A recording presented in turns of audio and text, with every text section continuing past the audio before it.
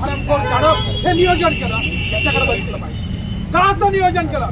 त्या ठिकाणी कोट्यावधी रुपये तुम्ही बांधकामांच्या नावाने देता, त्यातली टक्केवारी मिळते म्हणून तुम्ही त्यांचे पैसे पाठवता, असं पाठवत नाही. आपण त्याचा अर्थ हे अर्थ आम्ही काढायला आलोय. कोण करतं नियोजन आम्हाला बघू देत.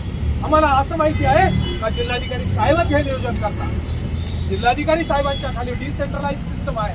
त्या डिसेंट्रलाइज सिस्टम मध्ये कोण बाबू बसलाय जो आमचे 1500 पाठवतोय, त्याच्या बापाच्या खिशातून द्यायचे, आमच्या बापाचे पैसे आहेत.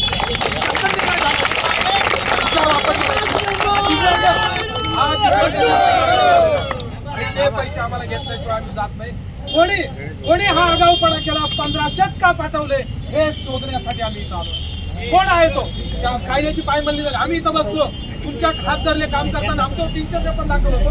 ज्यानं असं केलंय त्याच्यावर दप्तर दिरंगाई का होत नाही, का होत नाही त्याच्यावर दप्तर दिरंगाई? हा प्रश्न घेऊन आम्ही